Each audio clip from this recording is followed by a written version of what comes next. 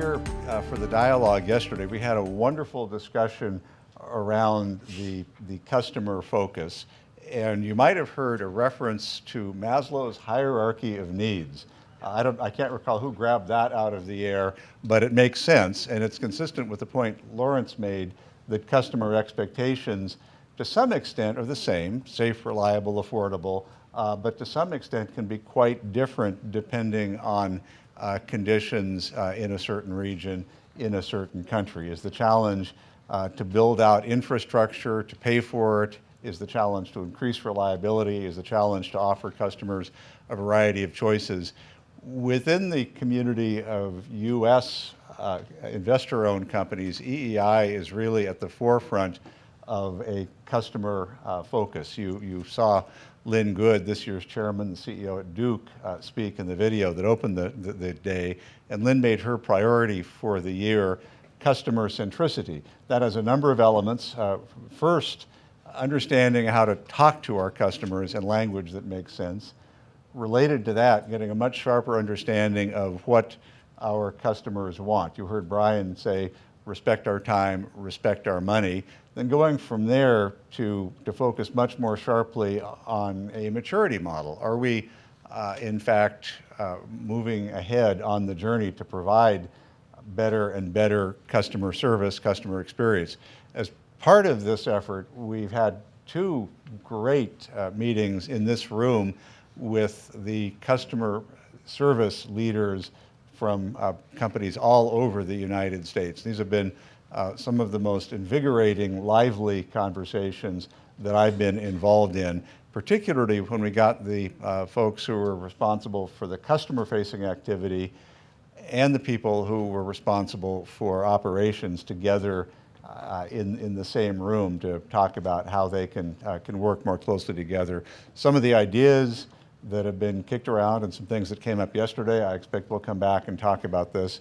The customer journeys, identifying all the different customer journeys, and then flipping your process around so that processes we have that are really designed for our convenience, or maybe our engineers' convenience, maybe our accountants' convenience, are designed from the customer's perspective. The idea of using design thinking, again, a much broader approach to thinking about our service, what we do entirely from the customer's perspective. Quite a few U.S. utilities are either using design thinking for specific projects, rolling out AMI. I was talking to the CEO of a Midwest company last week, and she said that the simple act of going in to change out the meter, you're walking into somebody's yard. Well, who knew? When you walk into their yard, they think of that meter on the side of their house as theirs, not yours. So that was a real insight in making the meter conversion a success from their customer's perspective. So customer journeys, design thinking, the interaction between operations and the customer side, and really reorienting so the customer is at the center. Why do we do this? Because it's the right thing to do. It makes our work more fun and meaningful. It's a defensive opportunity because we are all facing competition from every direction, but it's also potentially an opportunity to deepen the relationship with customers and to think about the new services that they might want. Charles introduced our great group of panelists here. You have their bios in your material. They're incredibly accomplished. They're all good from a technical perspective, but they're all giving a lot of thought to the customer experience as well. So to kick things off, I'm going to ask them to go down the row, introduce themselves, say just a bit about their organization, and talk and give us some insight into their thinking about the customer experience. Okay, good morning, everyone, and thank you for your kind introduction of the panel. My name is Cletus Bertin, the Executive Director of CARELEC. CARELEC is the Caribbean Electric Utilities Services Corporation, basically the Association of Electric Utilities operating in the Caribbean region. We have 34 electric utilities in our membership across 4 languages. That would be all of the English-speaking Caribbean, from across Bermuda, Bahamas, right down to Guyana, Suriname on the continent, across from Belize to Barbados. And we covered English-speaking, as I said, the Dutch Caribbean, French, Martinique, Guadeloupe, and a couple of the smaller Spanish utilities in Honduras and Domrep. We also have a large associate membership, over 70 plus suppliers and vendors who do business with the utility sector in the region would be part of our associate members. And also we have another membership category of affiliate members who would be persons not directly in the industry, but who do business with the sector, academic institutions, research institutions, legal practices, etc. That's our basic structure over the last 29 years. This year is the 30th anniversary of Carelec. We're very pleased to be celebrating 30 years of existence. And just to say that we've undergone a major repositioning as of last year. We have done a strategic plan for 2018 to 2022, and we have fundamentally repositioned the organization, just in a nutshell, I should say, to be much more than Association of Electric Utilities. So we have changed our byline, our vision statement, our mission statement, our core values have all been reviewed and revised and renewed. And basically the byline speaks to that change, where we have repositioned, as it were, from an Association of Electric Utilities to an Association of Electric Energy Service Providers. And in doing so, we've also revised our bylaws to include now a specific membership category for IPPs, who were always part of the membership across the different categories. So we had some long-standing IPPs in full membership with the electric utilities. We had a few other more recent IPPs join as associate members. We have now created a separate membership category for IPPs, which will be ratified at the upcoming annual general meeting in May in St. Lucia, when we will have our annual CEOs conference and annual general meeting. So that will take effect. We've also changed the governance structure, where we now have a board representative for IPPs. So in the past, the different groupings would caucus, and we'd have about 13 utility CEOs on the board, 1 representative for associate members, and myself as executive director. Now we have a specific board position for IPPs. And we're still talking about the customer, because these governance changes and repositioning of Carelec really comes from changing customer demands and expectations. And you put service in the middle of your mission. Precisely. And so we've had to change and reposition and revisit our posture in the sector, given what's happening in terms of customer needs and expectations, changing technologies, and how our member utilities are responding to those changes. So it's a very exciting time for Carelec, and I look forward to being part of these discussions and go into more detail about some specifics about customer service offerings that some of the utilities are making some headway with. Tremendous. Thank you. Ahmed. Thank you, Bob. Good morning, ladies and gentlemen. My name is Ahmed Al-Ebrahim. I'm the CEO of the GCC Interconnection Authority. My company has been established by the 6 countries of the Gulf, mainly Saudi Arabia, Kuwait, Qatar, Oman, UAE, and Bahrain, basically to build, own, and operate a backbone structure that interconnects all the national grids of the GCC. So this has been established, we've been incorporated in 2001, and in 2006 we started the project. We started operations of the grid in 2009, so now we are in our 10 years of operation. When I think why we were established as the GCC Interconnection, it's all about customer needs and customer expectations. We go back to the 70s, where the GCC countries witnessed a big boom of development. And during that time, the electricity sector couldn't cope with this kind of development. So we had lots of power cuts and power shortages that people were really used to being without power during that time. We were children that time, and we were enjoying actually being in the dark and maybe going to the roof and sleeping on taking our mattresses to the roof and spending the night there. It's like a camping, But now I think things have changed over time. And part of why we have been established, the idea started in the 80s, that we, the countries at that time didn't have any kind of support when they have a shortage of power. So the idea of establishing an interconnection that can supply emergency power during this kind of emergencies came up. It took us 20 years to make it happen, but finally it was there. And you can understand because it's quite difficult to manipulate all the kind of political issues between 6 countries and to find a framework that can work both from the technical, regulatory, financial aspects. And alhamdulillah, we've been able to achieve this kind of framework. But over time, the customer expectation has really evolved. The customer is not now just wanting the basic service that will provide the lighting and air conditioning. The customers now need a lifestyle. They have to utilize their mobiles, they have to have internet connection, they need to get and watch their series on Netflix, and these kind of wants have become needs. Believe me, if my teenage children don't watch their Netflix, they'll be crazy, and I'll be crazy. So these kind of wants have become needs, and for us it puts a big challenge on us on developing this kind of services. So we have to evolve with the current needs of the customer. If we go across the board in our region, you will find a different level of understanding and meeting the customer needs because of the kind of structure that we have from country to country. I'll talk about one of the most advanced utilities in the region, which is the Dubai Electricity and Water Authority.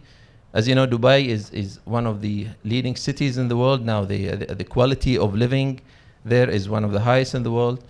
And at the same time, you need to have the electricity supply, deliver this kind of quality of life.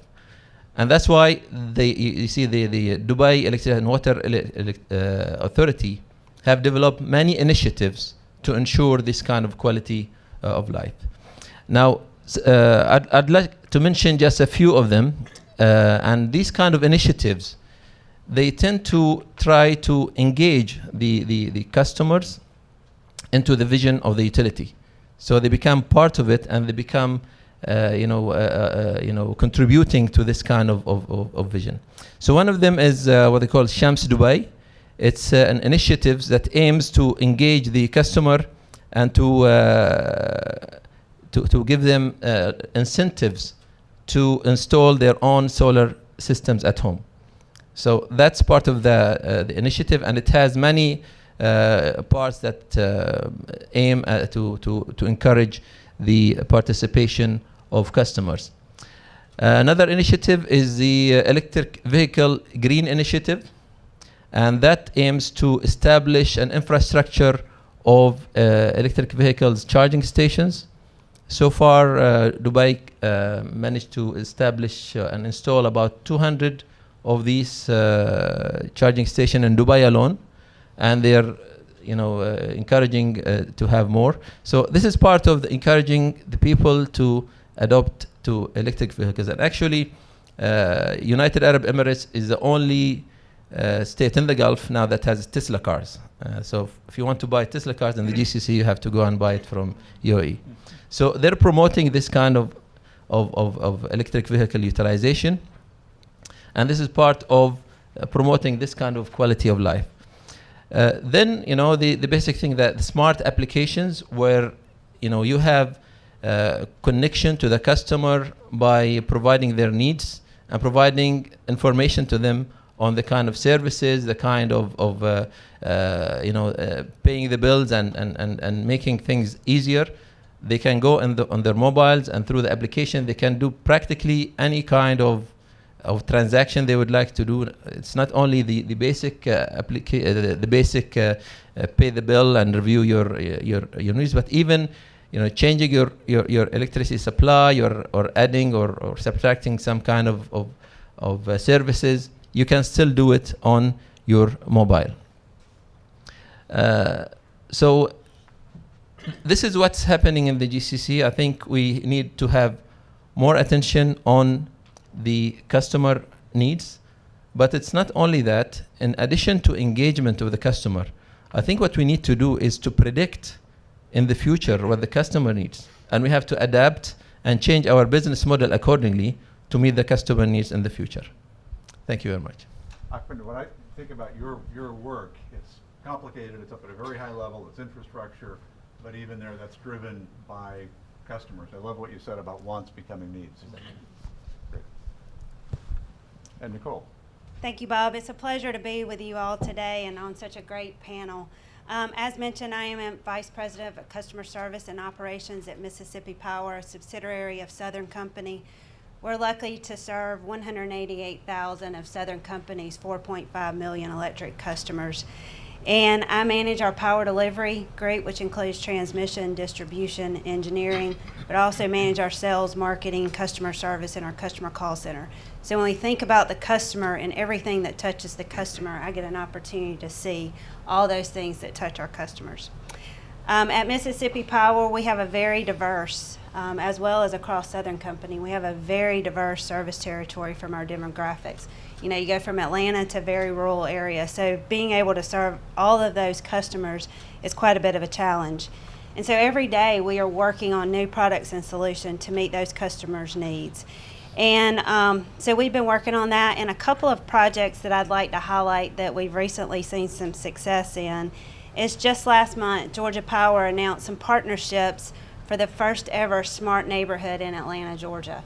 So this will be huge for us to be able to leverage our partners. I think the last panel talked about this, but it's not just us that's finding the solutions for our customers, but all the partners that we can bring to help find those solutions. Last year, Alabama Power also launched a smart neighborhood just outside of Birmingham, and we've seen a lot of success with that, particularly around some microgrid integration that we've been able to do with that. We've also been able to recently announce a partnership with PowerSecure, which is also one of our subsidiaries of Southern Company, for a new microgrid in partnership with Georgia Tech. So this will give us the opportunity to leverage what we learn from that integration, not only with our electrical grid, but also managing it from the customer side. So a lot of opportunities to partner with Georgia Tech and look at the data analytics of that as well. At Mississippi Power, we've been doing a lot since Hurricane Katrina to automate our system, and probably very advanced from a Southern Company perspective on automation of our grid. But we've also been doing things around outdoor lighting. We've also been doing things around energy efficiency that make our communities better places to work, live, and play. I mean, that to me is so much more important from our customers' perspective and what they're expecting from us every day is what we're doing to serve those communities and not just them. So, you know, we are very fortunate in our industry to be able to provide such a great benefit to all the customers in the communities that we're fortunate enough to serve. Southern Company has been doing this for many, many years, and it's an opportunity that we have. We're uniquely positioned to do that, and we'll continue to do that going forward. For those of you who don't know, Southern Company is a very well-respected multi-state American company. It's a traditional vertically integrated company, but despite being traditional in quotes, it is incredibly creative and entrepreneurial in how it identifies and deploys new services. And I love the fact you use partnership multiple times in your comments, because I think a lot about the great partnerships that Southern Company creates with the communities you serve. Great. Pat. Good morning, everybody. Pat O'Doherty, CEO of ESB in Ireland. I'm nominally a vertically integrated utility, but if truth be told, I'm more vertically separated than vertically integrated. So That sounds painful. Yeah, it is. So we're the incumbent. We were the incumbent monopoly, if you like, before liberalisation of the electricity industry came to Ireland, and because of that, there's strict regulatory licence obligations on me that separate my generation business from my T&D business and from my retail business. I have two networks businesses. We run the networks in Republic of Ireland and in Northern Ireland, serving 3.5 million customers. I have retail businesses in Republic of Ireland, Northern Ireland, and in Britain, and generation business in those three jurisdictions also. But that vertical separation, if you like, that license obligation us makes customer a particularly interesting and difficult challenge for us. So you know, your retail businesses face your customer through one particular lens. Of course, your distribution businesses face customer through a very different lens, and your generation business probably doesn't face your customer at all. And that, you know, that's also is a challenge now, because, you know, in the future, the blurring of the lines between generation, distribution, transmission, and retail from a customer perspective is going to happen. So we're established by the Irish government in 1927, and we believe, you know, we were established to use the power of electricity, if you like, to bring societal and economic well-being to Ireland. And I think that's no different from the heritage that any of us have deep in our DNA. We believe in the transformative power of nature of electricity. It is a force and a source for societal good. We talk about it not being about kilowatt hours anymore. It's about what those kilowatt hours are used, because when you talk about kilowatt hours, it's kind of engineering and it's technical, and it's linked to meters and it's linked to complex billing. More and more that narrative and that dialogue is important for us in the context of the transformative role that clean electricity can play in electrification and then in solving the greatest problem today known to humankind, being climate change. So today, electricity accounts for 20% of end-use energy in Ireland. 20% of carbon emissions come from electricity. So we want to move from being the problem to being the solution. And if we could electrify heat and transport, we could reduce Ireland's carbon emissions by 50%. So instead of being 20% of the problem today, being 50% of the solution tomorrow, it's kind of the narrative that we're trying to take to inform debate about the transformative nature of clean electricity in bringing about a clean economy.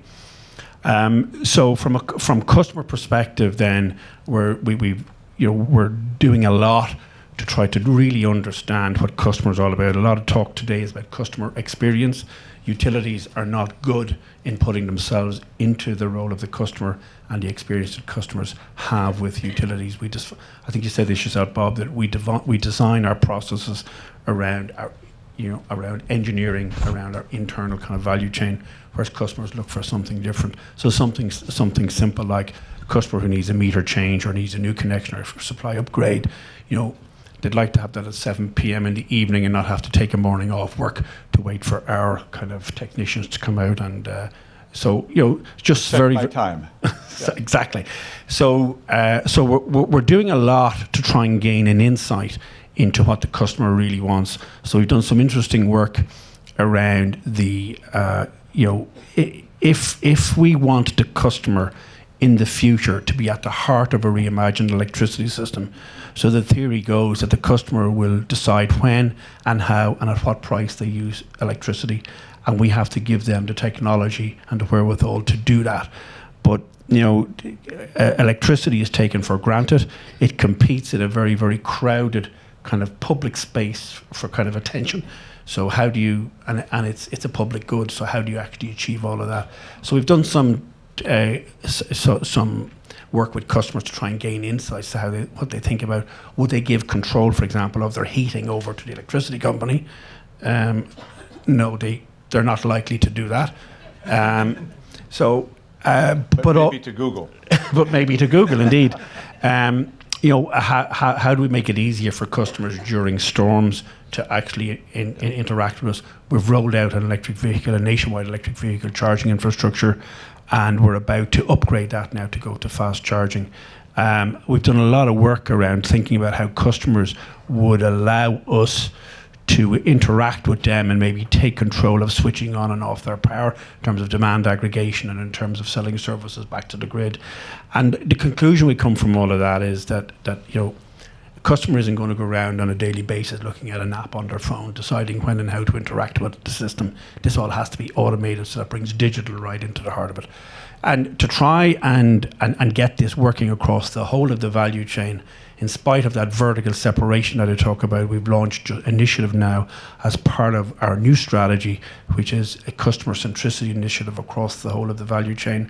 It's tricky from a regulatory point of view because we talk about one ESB, but one ESB is about our values. It's about setting the tone for how we deal with customers But we have to convince the regulator that we're not doing this to give our retail business some kind of competitive advantage from its adjacency with our T&D business.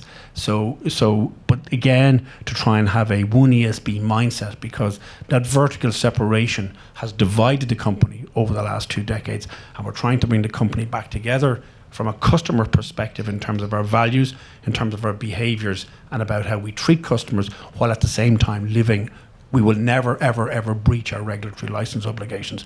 And that's, I suppose, a big challenge that we face now from a human perspective, in terms of our people, in terms of our staff, but also in terms of how our customers look at us through the different vertical silos that we exist in. So do your customers think of you in terms of the verticals, or do they just think of you as the power company? Because our brand is so strong, and this is an issue for the regulator, it's an issue for our competitors. Because our brand is so strong, customers look at ESB, and they tend not to look at whether. So we had to change. We had to rebrand our retail business. So we had to remove the letters ESB from our retail business for regulatory reasons.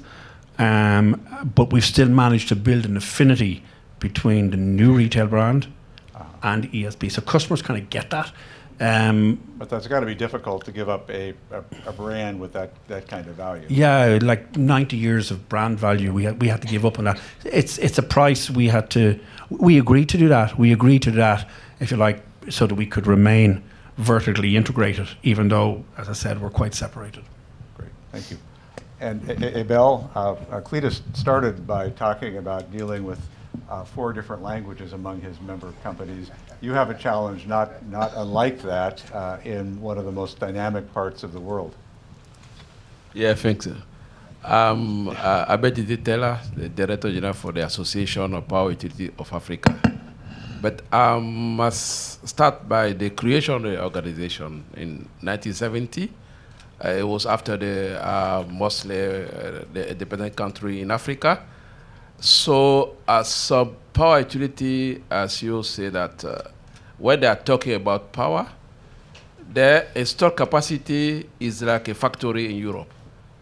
So how can I manage this system at this small scale? So it came the idea to set an organization that we call in 1970 the Union of Producer, Transporter, and Distributor of Energy in Africa, UPDA. And why the headquarters in Abidjan? Because one of the founder was from Ivory Coast, and he was so powerful that the first president of the country gave his private jet for him to tour all Africa, Madagascar, and Mauritius to set the organization. So the headquarters was established in Abidjan, Côte d'Ivoire. So today we have 56 members in the continent, and also this is active members involved in generation, transmission, distribution, or bulk energy buyer or asset company. We also have some 25 affiliate members in Africa, Europe, America, Asia, and with different focus to support the industry. What Karela was talking about, we did it already. Reposition the organization. So it was in 2012, after 40 years, he said that we repositioned the organization to make it to become the Association of Power Utility in Africa, because we are not more have any difference between generation, transmission, and distribution, and we also have some power, IPPs like members. So today the organization is a specialized organization to the African Union, being that we are not government body, but we deal with government all over Africa. And the first thing that we done we did in 1978 is to create the High School of Engineers to train the African skilled engineer to run the sector. So in 1978, the High School of Engineers, from 1978 to 2000, have trained some 250 engineers that are now, some are already retiring now, but they are ruling the sector because in some country, in some utility, for the last 20 years, all the CEO came from this school, to say, and some minister and so on. So this local content problem was critical at the beginning. And now, again, because our focus today, since 2016, is the creation of the African Network of Center of Excellence in Electricity, where we are training the personnel from all utility in the sector in the center belonging to our members, the best one, from Egypt to South Africa. So we have 8 centers of excellence on the continent today. So coming back to the customer experience, like I used to saying, Africa is a continent, not a country. So when I'll be talking, it differs from region to region, sub-region to sub-region, and from country to country, because some utilities have more than 10 million customers, where some countries have at least 200,000 customers. So the experience are not the same. Now I focus the customer, the final user, because for some of our members, the customer is an utility. So now, focusing to the end user. Some 20 years ago, what the customer need was just light. Need power for lightning to work. The industry need power to operate. And not all the utility were able to give all the time, power shortage and so on. But now, what the customer wants is service. The power, okay, but they need more service. So what brought quickly to that situation? The GSM revolution in Africa is different from any part of the world. Many countries went from, they don't have even land line communication, and jump into GSM. And we were saying for a year that we have more than 700 million connected devices on the continent, but it's at least more. And every customer, no depending on the age of level of education, have a connected device. And now we say, the GSM operator say, I need your power to operate my equipment. And we say, we need your solution to improve the customer service. So what happened that today, when we have any challenge with the customer, in real time, not only the customer receive a text message, now is not more using WhatsApp. In many countries, for 25 cents a day, they have entire day connection on WhatsApp, 25 cents. So automatically, the system generates a message, your zone have this problem, people are in this situation, and they have the image of people working on the network.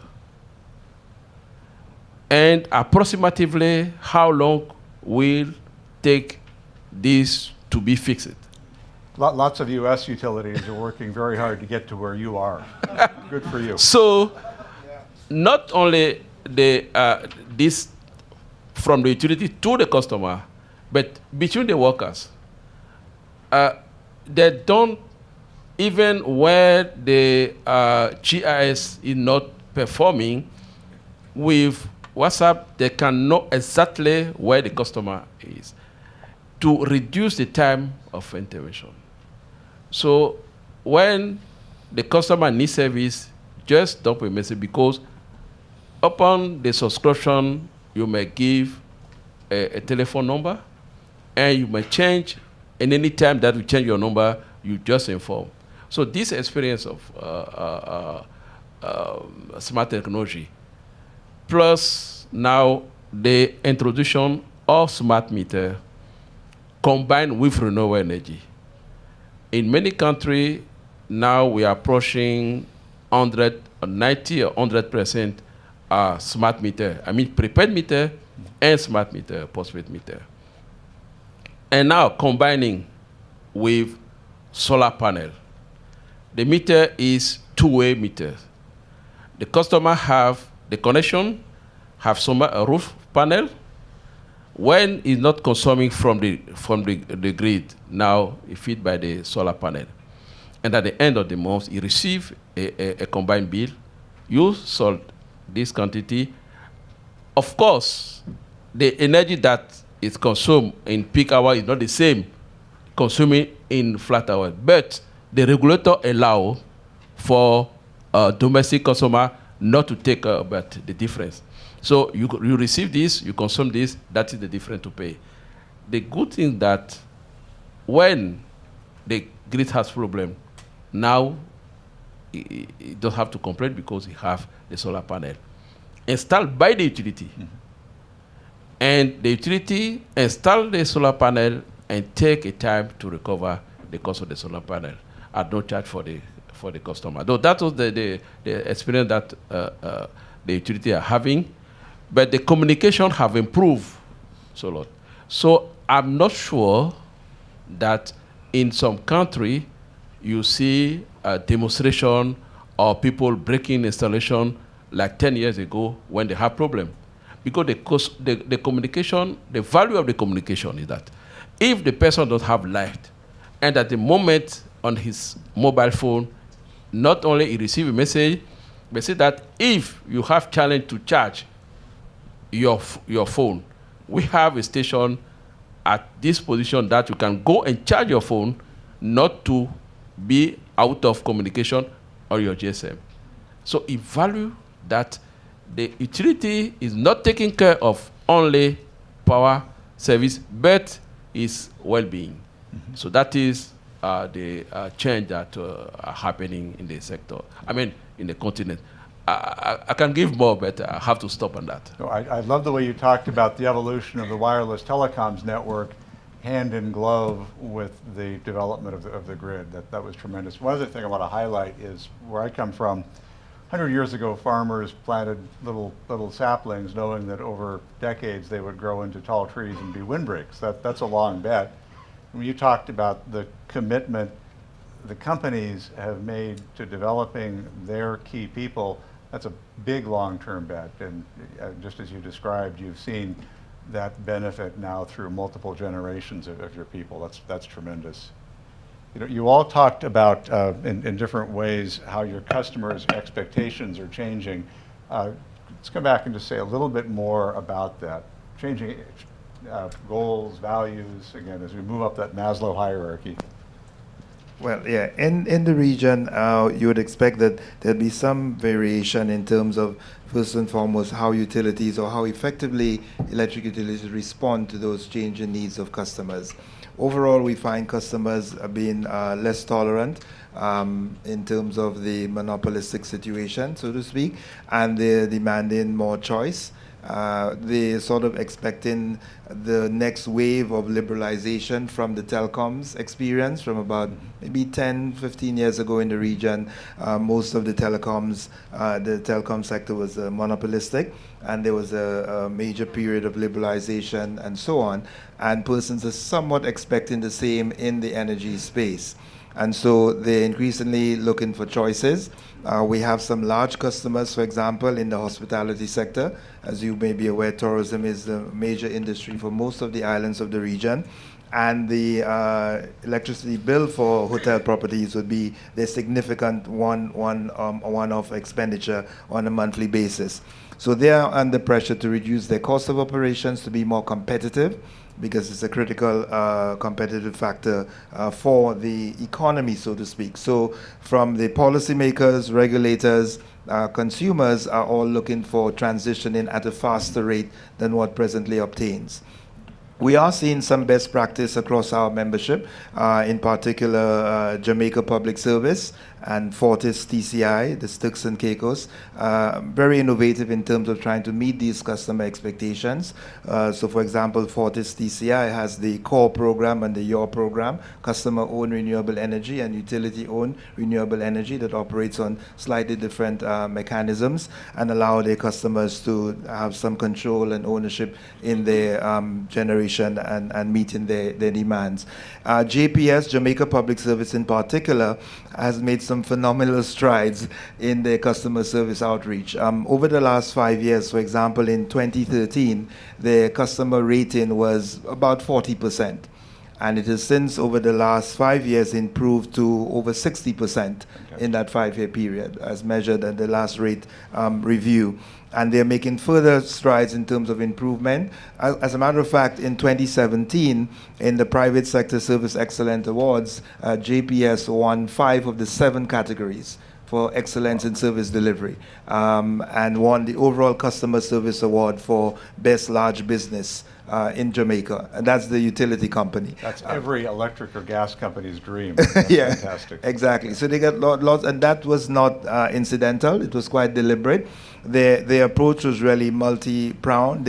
And we had this discussion yesterday about the focus on employees vis-a-vis customers, and we'd all be aware of this quotation: if you take care of your employees, they will take care of your customers. So it's certainly not an either-or, and that has been part of the approach from JPS, taking care of employees who will then take care of your customers. So they have ramped up their, for example, reward and recognition programs. They have ramped up their training programs for their employees. So the training programs not only address frontline staff, but they also train field service technicians in customer service. They even train their contractors who are out in the field in customer service and how to engage and respond to the customer. One of the things that they have interest in is an acronym for their response or their interaction guide. Is called GREAT. And they said it's really great, and it spells G for greet, R, respond with respect, E, empathize, A, adjust and act, and T, thank. So it literally spells great, and it's really the interaction guide for their frontline employees, for their service technicians, and their training and capacity building is built around this great I motto. can see putting that on a card and giving it to everyone to keep in their pocket. Right, and that would be great, right? That would be great, yes. Yes, another thing that they're doing quite successfully is international benchmarking. So they've utilized the services of J.D. Powers and Associates, as well as the local consumer organization, to undertake international benchmarking. So they've set standards, because one of the categories that they won in the national awards is the monitoring and measurement. So they're quite deliberate and rigorous about benchmarking, monitoring, measurement. They do frequent customer surveys. They do annual surveys, quarterly surveys. They do monthly mystery shopper, both at their contact center and at their offices island-wide. So the mystery shopper is a critical part of their feedback loop as well.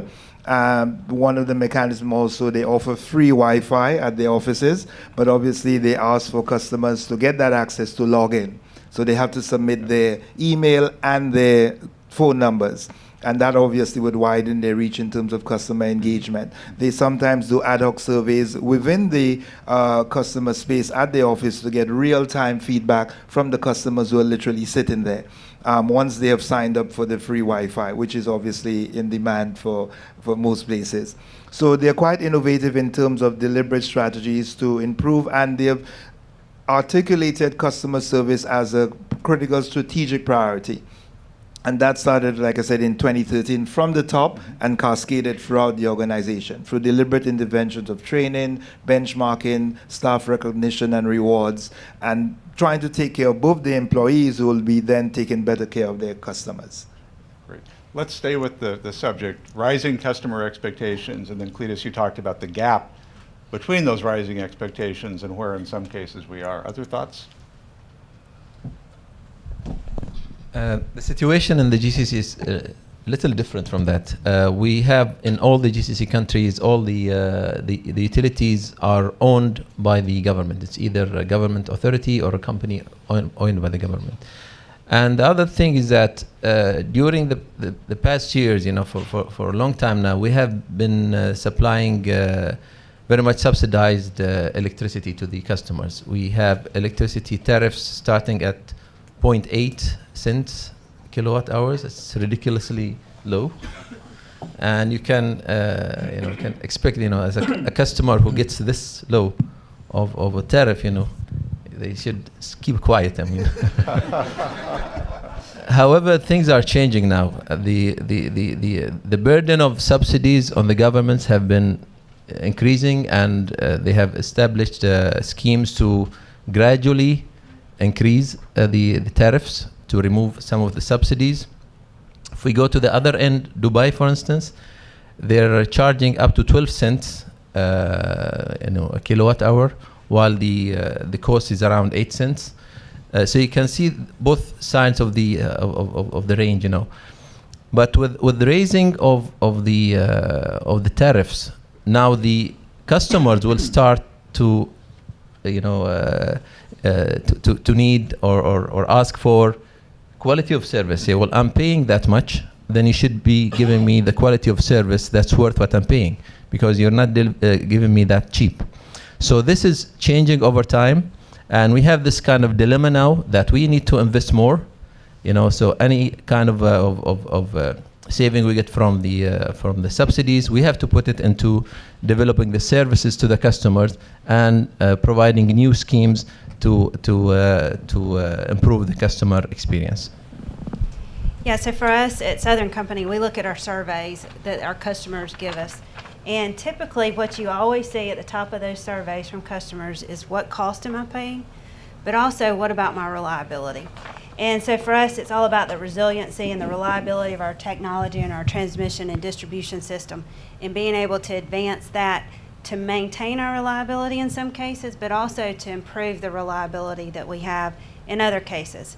But what's so interesting over the last couple of years, what we've seen from our customers, when we rank what is the most important drivers in their satisfaction, the shift toward image being more important than maybe reliability, as well as those renewables and energy efficiency being even more important than reliability.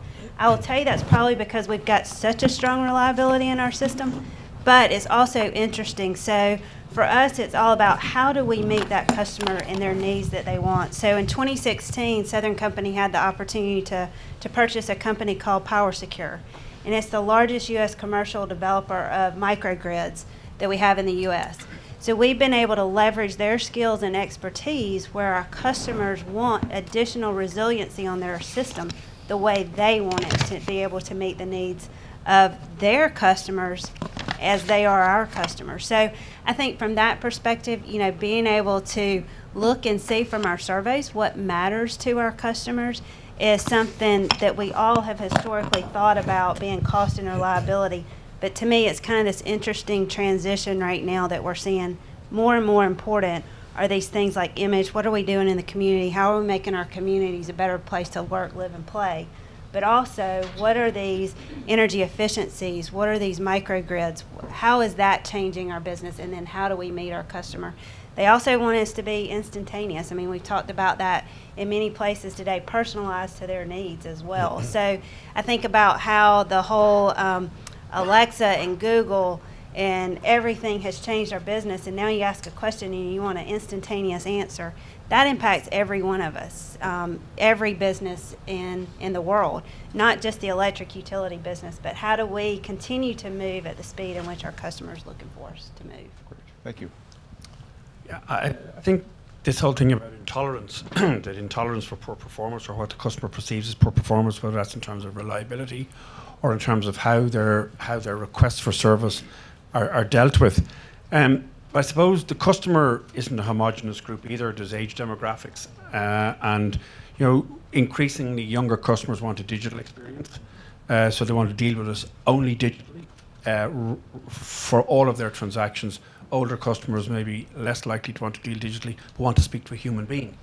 And as we're kind of trying to drive all of our customers for efficiency, cost efficiency towards automation, then that's obviously not finding favour with a cohort of customers. We also see that some customers are looking for different levels of products. So, for example, an all green or an all renewable product, particularly at large electricity user or at industry level.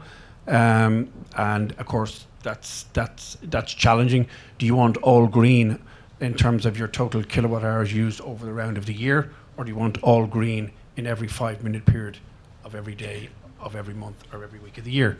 So, what that requires for us to do is to deeply understand what exactly the different needs of customers are, and then to customize and tailor products and services and service delivery to meet those.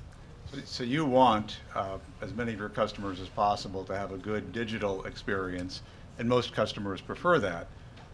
And in theory, then, that should free up your people to provide a richer, deeper experience where it's appropriate.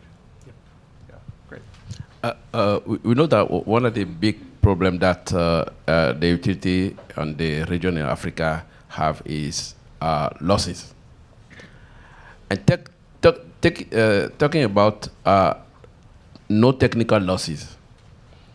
Now, the utility are approaching a way to the customer inclusion, because behind no technical losses, because behind commercial losses, we have also the inclusion of customer and the utility workers. So have to combine it to make them together to work to reduce losses. There are some startups through the new solution penetration. In a country now, they are experiencing in utility a monitoring of the distribution network to include 1 million of customers. And you have the control center monitoring until the meter in the customer house. There are hundreds of meters integrating the network, comparing the distribution network, the head feeder, the transformer pole, and the services. When you have a problem in the house with the meter, tampering the meter, obviously your total power will not be total of the meter integration. And you have indication of where you have the problem. Automatically, like this meter have a telephone number, the system send an SMS, genetic SMS. You have problem on your meter. Probably the meter have been tampered. If you are not the one, please report. After 1 hour, the second message, a team will be visiting you tomorrow at 10 o'clock, assuming. So be prepared. This one, they go to the meter to find out, is it the customer or another person who tampered the meter? And this software is being, developing for 2 or 3 countries now. At level, they reached 1 million customer, 1 million meter. Because also when we are talking about customer, we are talking about a service point. But in our region, in Africa, when we are talking about a service point, we are talking about the size of the family, who can be 5, 10, or 15 persons using this meter. That is one of my pet peeves. Yeah. In fact, it's not meters; it's the family, it's the people behind the Yeah. meters. Those are the customers. Because a customer, when you have a service point, you're not talking about one person. In some cases, it's one person, but in most cases, it's a house In this house, you have many people. And the interests are different. So with this, the reduction of no technical losses bring the inclusion of the customer to say, look, we don't have good service because we are losing money. We are losing money because the energy that we are producing, we are losing 20% or 30% of the energy. So this communication and this software help inclusion of the customer to know that if the network have problem, so the customer have to participate to feed the network. The last one is that by the inclusion also of smart meters, the customer service have dramatically changed because now with mobile money application spread in all the country, in the region, you don't need to go to a service center before you buy energy. You buy energy at any time with your mobile. And the funny story that if you have prepaid meter, you have signal on your meter. According to your consumption, 2 days or 3 days before you run out, you have even a blowing system. Some people don't pay attention to this until they run out of energy. So imagine that the house ran out of energy. So, madam, take a phone. Where are you? We don't have energy. So I'm sure you are in your bar after work. He said, no problem. Mobile, buy energy, send to the meter. The problem is solved. This is something that we cannot have 10 years ago. So today, to buy energy, you don't need to go to the customer service. To pay your bill, don't go to the customer service because any connection can have mobile money. So those applications have changed dramatically the customer service. Even a part of the subscription, people can spend 1 year, 2 years, and don't go to any service center because all by mobile. You But pay you your got bill. just as much customer engagement through the mobile device as you would have. Mobile with devices, walk-in. because the mobile money application has improved a lot on the region. So the problem of theft of service is as old as the industry, as old as Thomas Edison. You're using technology to address it, but you're telling your customers why it's in their interest to fix the problem so you can continue to invest. Yeah. Yes. Yeah, if I may just go back to Pat's point, we've noted this increase, for example, in some of the utilities, JPS, over 30% engagement of customers on social media platforms, increase in the use of web chat by over 20%, and then some of the utilities are now considering engaging on WhatsApp as a platform. However, most of the utilities are saying that there is the need to press and continue to maintain and service the traditional channels. So just like the banking sector from a couple decades ago, we can't just close all the branches and go ATMs. The customers would want personalized banking services. And the same is true for our sector as well. So JPS, for example, has adopted a deliberate multi-channel service delivery strategy.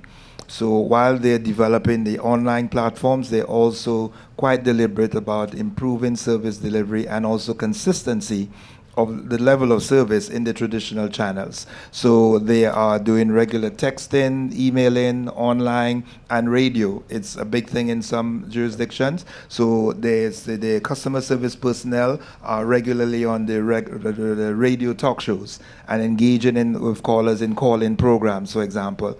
They ensure that they train their field service agents so persons could walk into field offices across the country and get the same level of service that they would at the head office or in an online platform. So what we're seeing is an increasing focus on multi-channel service delivery platforms.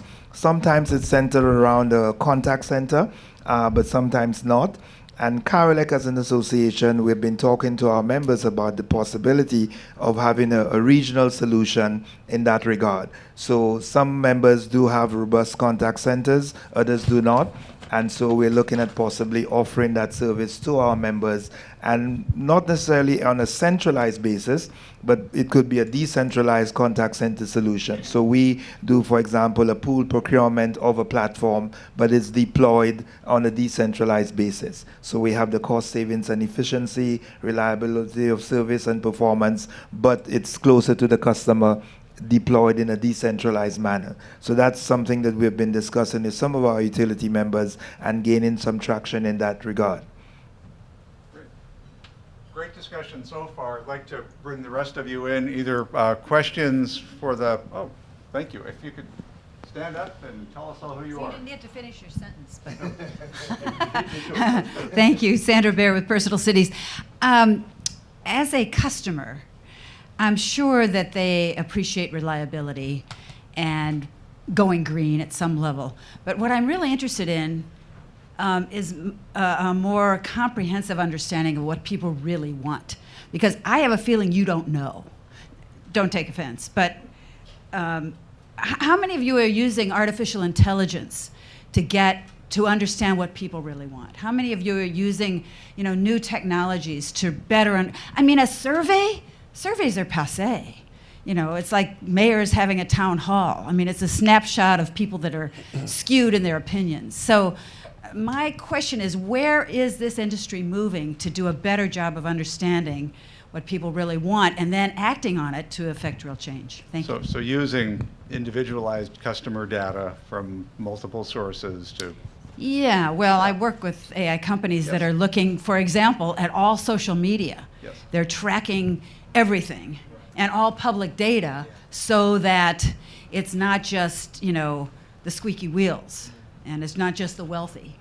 It's people that really are engaged with what's happening in the world. So, yeah.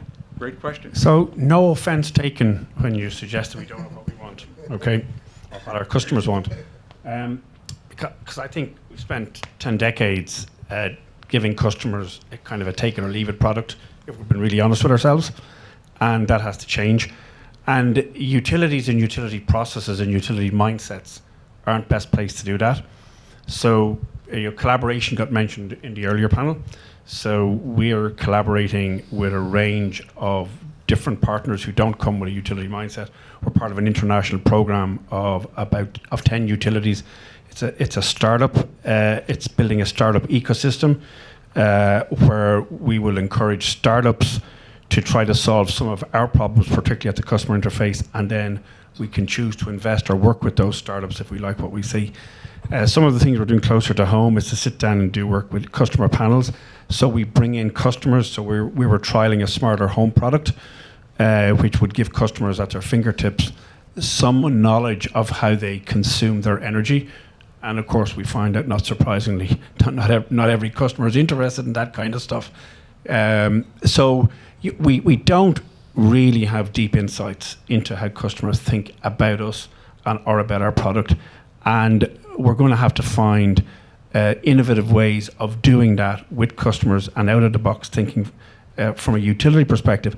But it's so important that we do that, because if we have this ambition to take the customer on a journey to a very different future, which is about a low carbon future with electricity at its core, then getting inside the heads and the minds of customers and having, even talking about taking the customer on a journey is a little bit arrogant, because it's kind of from that inside out perspective, but probably trying to work with the customer so that we jointly travel a journey to a very different future. And I think that is the real challenge for utilities, because electricity has been a take it or leave it product for close to 100 years. It's not a very exciting product. We get excited. Basil and I were having a chat about this over coffee. We're really excited about our product, but our customers aren't that excited about it. And so we're very internally focused. I would say, we're at the very beginning of doing that. We've got a lot more that we could do. But when we look at our customer engagement platforms and how we're using speech analytics and how they're going to our websites and where they're clicking, and that tells us and gives us a little bit of insight into what they're wanting. So being able to leverage those technologies and the data behind that, and we're just starting to do that. I'll tell you one of the unique things we're doing also at Southern is in 2015 we invested in an Energy Impact Partners company, and it gives us an opportunity to look at those early stage companies that are disrupting our markets. And I think they probably have a little bit better insight into what customers really want. So how do we take the data and the technology that they can bring to the table, partner that back into the utility business so that we can leverage their skills and their expertise into serving our customers a whole lot better. But we have a whole lot more to do. But I do think we're at the early stages of realizing that. I think for the first time I see us looking at our product from the customer back to us versus us to the customer. I see that shift changing now. Others? I think that looking to all those disruptive technology, our range of focus cannot exceed 5 years today. So medicine will be changing. For us, we take very serious the social media, because if last week, a president with more than 20 years on duty went just by social media, by the youth, no trade union, no strike, but only the street by the youth, by social media. So we consider very serious. When any issue, today, the forum, the discussion of social media help. Not all the utility have uses of artificial intelligence to monitor what customer need, but social media is considering very serious in the continent, because, like I said, they can do more than before with social media today. So by consideration of this expression is also a beginning to approach what really the customer need. And today, no infrastructure or application is sent to the customer without any survey. If the survey is not good, so the utility have to change. Because if you don't take this into account, they will not follow you and you collapse. So today, I think that starting by the social media and consideration of the expression is a beginning. But with those disruptive technology, I'm sure that things will change very, very quickly. So we are heading to the transformation of utilities. Our way to operate will change in the coming years. It has been changing now. For that, our whole program that we have is to accompany our member through this transformation and transition, because it's two problems at the same time: transition and transformation. We need to follow the trend. Anybody else? I'm going to push back just a little bit. You need to keep pushing us, but you and we need to work together to get regulators and some of the institutional consumer advocates comfortable that this is an appropriate thing for all of us to do. So I appreciate that.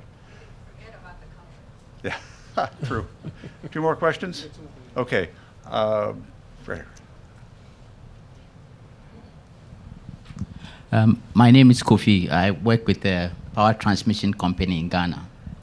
I've just been thinking, we have an unbundled sector, generation, transmission, and distribution separate. Now, for my company, our customers, again, the question, what does your customer want? Our customers are about 30, because we serve to the distribution companies, and one distribution company has over 5 million customers. Now, if you look at our customer performance measures set by the regulator in terms of SID or SIFI or transmission losses, we are doing pretty well.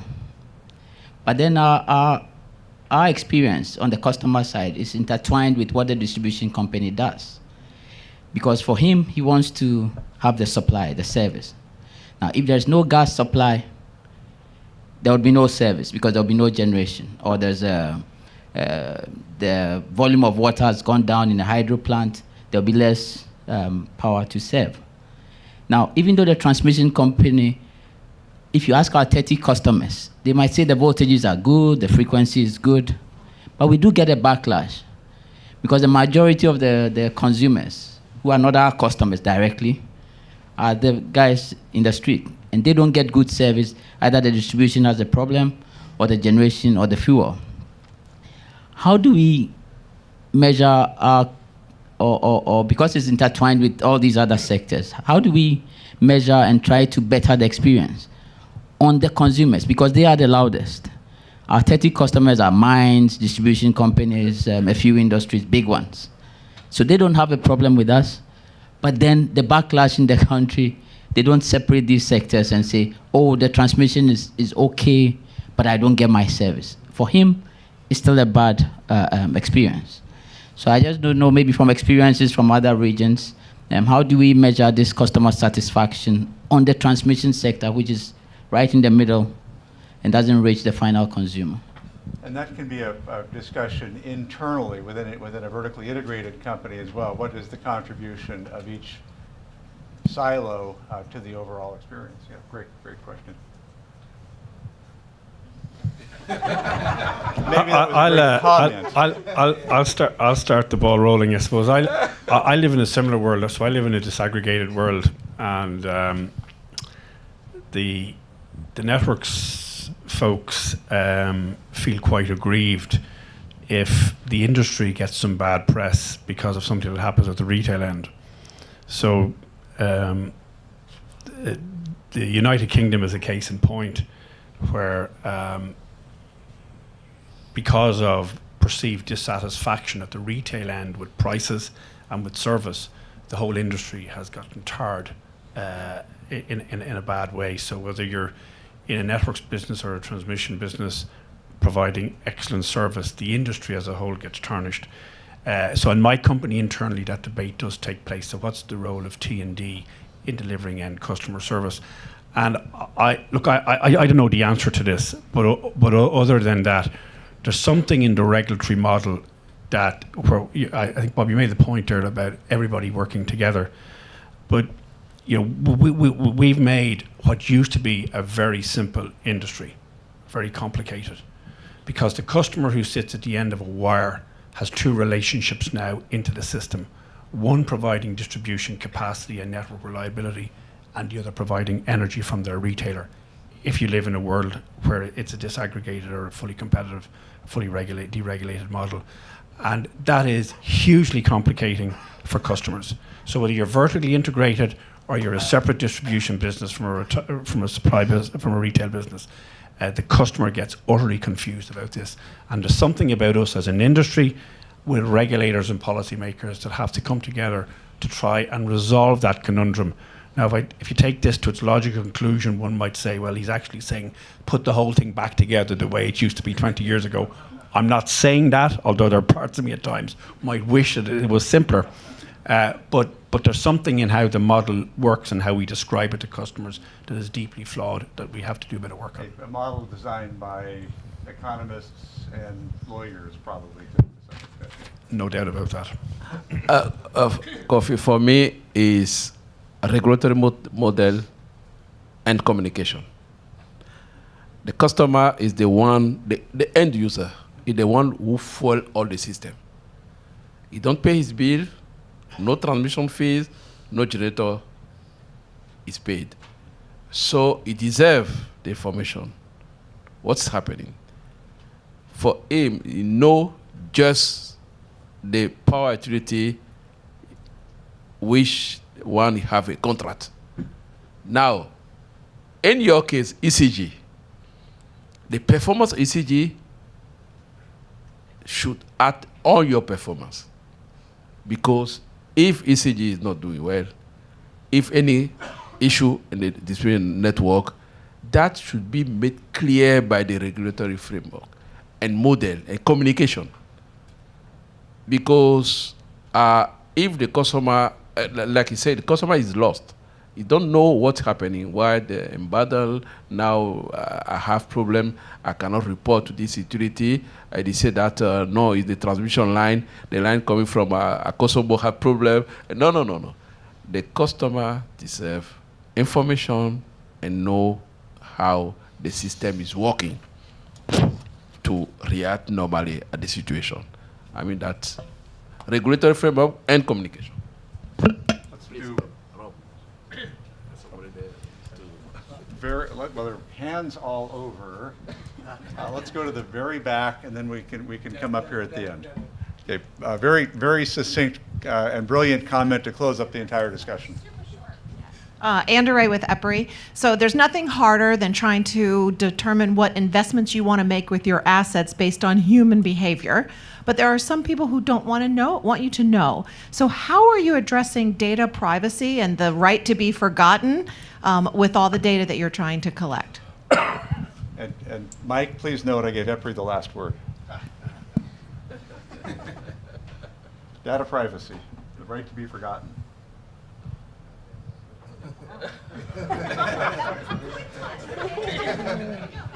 Good, thank you. It's a nightmare. Like GDPR now in Europe is becoming very, very, very difficult. So the systems are becoming increasingly complex, and customers have a right to know what data. And at one level, this is not unreasonable. I have a right to know what people are holding, what data people are holding, but it's very, very. Look, we're struggling with it, and like GDPR went live in Ireland last year, and so we have literally we had a huge program to become compliant, and compliance is a huge part of this now in compliant reporting and self-reporting. So if you get something wrong, you have to report it to the Data Protection Commissioner, and then you're waiting for the Data Protection Commissioner comes knocking on your door. But we're not alone as an industry. We're not alone in this. Any industry that deals with customer data is struggling with all of this. Well, apologies to those of you who wanted to get into the discussion, didn't get a chance. But if you would join me now in giving our great panelists a round of applause. Thank you very much.